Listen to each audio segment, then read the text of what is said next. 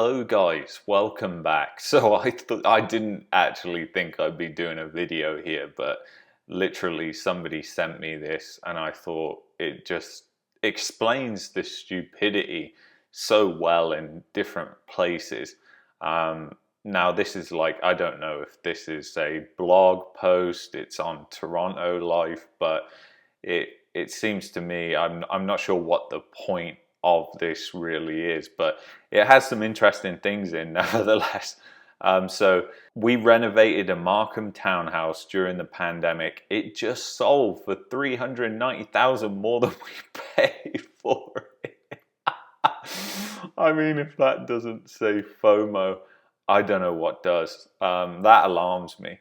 But anyway, when my husband Richard and I got married in 2018, the real estate market was on fire.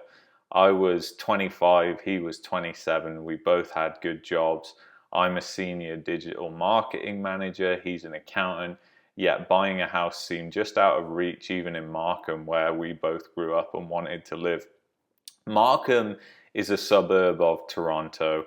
It's in the Greater Toronto area. It's kind of like a Chinatown in the suburbs. Anyway, we won't get into that. There's a good mall there, actually. I forget the name of it. Pac Mall, Pacific Mall. You can get some. It's like China in there. But anyway, we're getting off topic here. That didn't stop us from looking. Of course, it didn't. I'm trying to restrain myself from laughing so much because these articles are just, I mean, the way they are written is just unbelievable.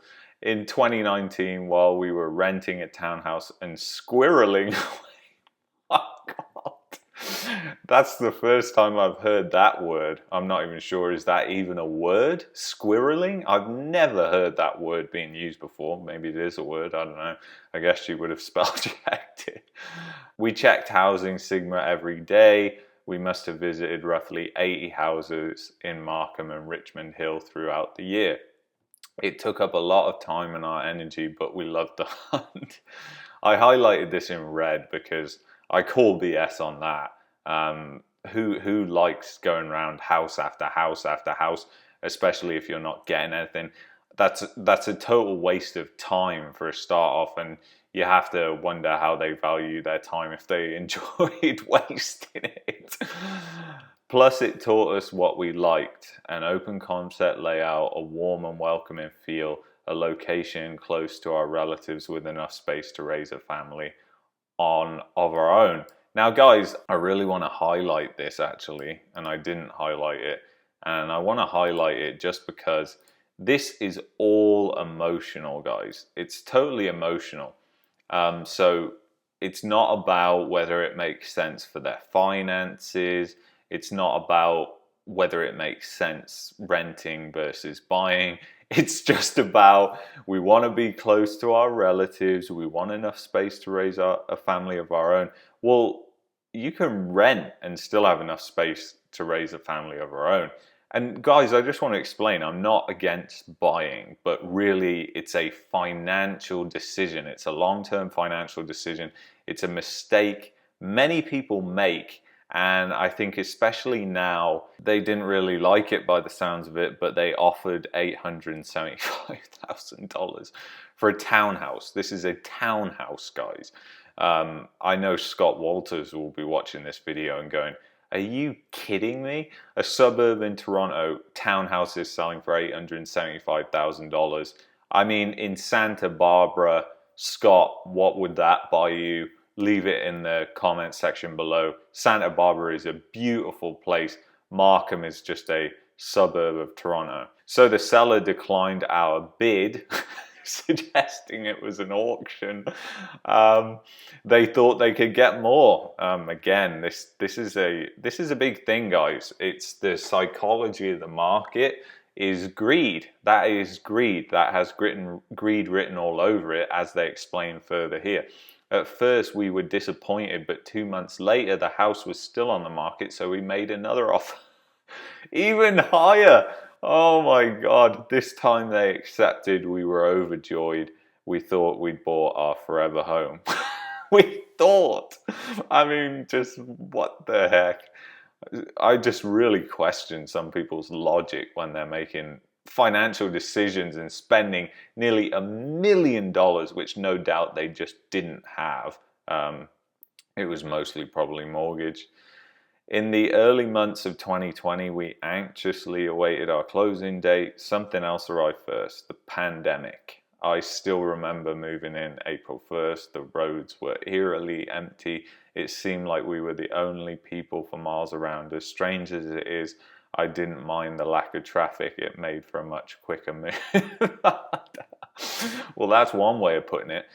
I'm surprised they didn't say here something along the lines of, we were worried that the housing market was going to collapse because everybody was being laid off.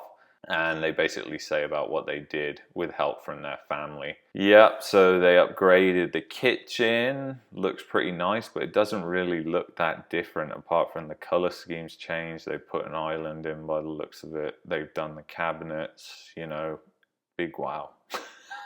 What? Okay, they did the fireplace. Nice. Okay. I mean, it just looks like a townhouse. So it says Richard excels at budgeting and measuring as he's an accountant after all. While I'm more of a creative, I follow interior designers on YouTube and Pinterest, which helped me design my new rooms and pick out furniture and furnishings. But in the process, we realized our forever home might not be such a great long-term fit. For one, it was 3-story house, and we were already getting tired of lugging groceries up the stairs. Okay, I mean, first world problems. That is just insanity. Here you have a couple that is complaining about lugging groceries up the stairs. We knew it would have been even tougher with kids, yeah, because they really just hate stairs. Why don't you get a bungalow, guys? Plus, we would have loved to have more common space to share with our future children. I mean, how many children are they planning on having? Then was the fact that the housing market had not slowed down at all. Richard and I kept checking Housing Sigma and noticed that houses in our area were selling well over what we paid just a year earlier. By then, it was winter 2021 and we were in lockdown again, looking for something to do. So keeping in mind with the DIY ethos, Richard decided to get his real estate. I mean, I'm not sure how that goes with the DIY ethos. An intense 6-month process of studying and online seminars. In the meantime, I started cleaning, staging, and photographing the home. In September 2021, we listed our home for $1.188 million. I mean, guys, just let that sink in, especially those in the States, Australia, and New Zealand. You're probably not going to be thinking that's that bad, but people in the States are just going to be thinking, what the hell? We had to move out of our house for a week because there was so much interest with 50 showings in 7 days. I nearly fell off my chair when I saw this. This was when I was just like gobsmacked and I was like, I've got to create a video on this. Our first offer came in at 1.32 million.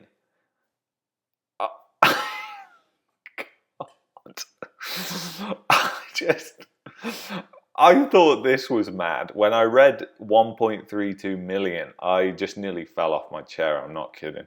We gladly accepted. At least they didn't get greedy. That's one good thing.